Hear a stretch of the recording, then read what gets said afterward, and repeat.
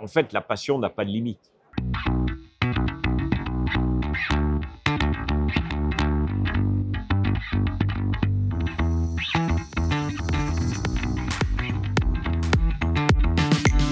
Bienvenue dans Un véhicule, une histoire. Aujourd'hui, on replonge au milieu des années 50 avec des voitures de compétition extraordinaires en forme de cigare en aluminium et des 12 cylindres. Et c'est le cas de la Maserati 250F, conduite par les plus grands, à commencer par Fangio, bien évidemment. Et pour nous en parler, un collectionneur lui aussi extraordinaire, aussi passionné par ses automobiles que par sa manufacture d'horlogerie, Richard Mille. Richard, on ne te présente plus, sauf que beaucoup de gens ne connaissent pas Moi, ton je me visage. cache beaucoup. Tu te caches beaucoup. Tu as réussi à mêler ta vie professionnelle et ta vie passionnelle Alors ça, totalement. totalement.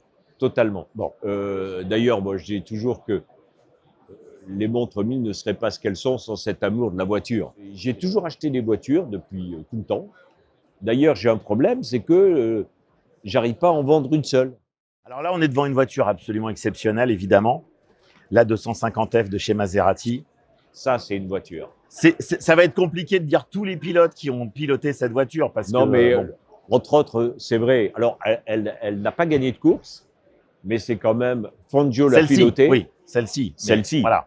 Fangio l'a pilotée, Jean Béra l'a pilotée, et surtout, c'est un 12 cylindres, parce que beaucoup de Maserati de l'époque, c'est des 6 Des cylindres, 6. et celle-là, c'est un 12 cylindres, et la mécanique est absolument Ouais. époustouflante.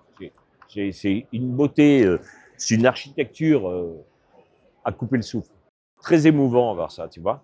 Pour remettre aussi, parce qu'on a des gens qui nous regardent ou qui nous écoutent qui sont pas forcément des spécialistes, cette monoplace, c'est une monoplace mythique des années 50. Bien sûr. Et évidemment, elle a été pilotée par tous les grands. Bon, Ouais, oui, elle absolument. a remporté beaucoup de compétitions. Alors, elle était lourde pour l'époque Ouais. parce que c'était un 12 cylindres. Et souvent, ils préféraient, comme je l'ai dit tout à l'heure, la 6 cylindres, la 250F 6 cylindres, parce qu'elle était beaucoup plus agile.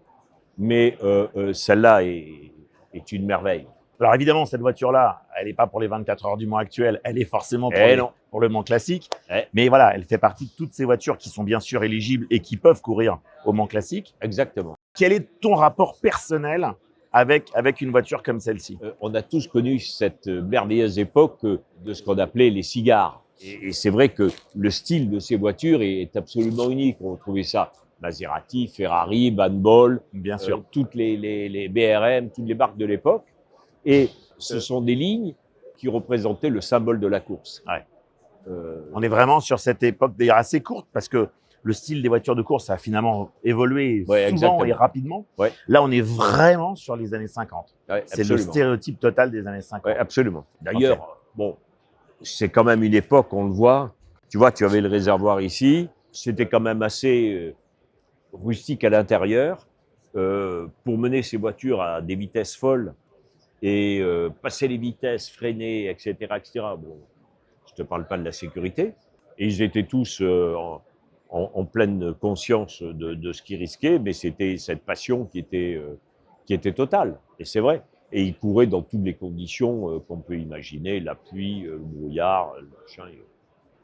Donc c'était vraiment fabuleux. Il y a un événement bien sûr qui arrive en mai 2026, Le musée du le Mans, nouveau musée. qui va être clairement le plus beau musée de la course automobile au monde. Alors, c'est vrai qu'il y a beaucoup de musées qui sont dédiés aux voitures de série, tout ça, etc. Là, on parle de voitures de course. Et quand je dis voitures de course, c'est sport prototype, bien sûr, les voitures du Mans, mais pas seulement, des Formule 1, des IndyCar, des Can-Am, des voitures de rallye, Oui, tout ce tu qui, vois. oui, C'est-à-dire tout l'univers de la de la course compète. automobile. Ouais. Ouais.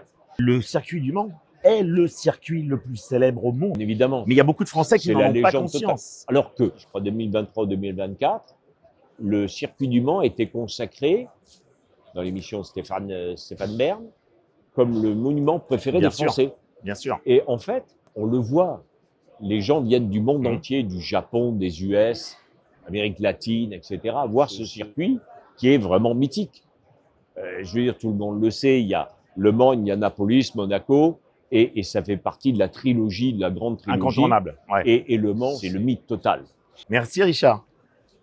Si cet épisode vous a plu, eh bien, vous pouvez liker, vous pouvez partager et évidemment, on se retrouve très vite pour un prochain épisode d'un véhicule, une histoire.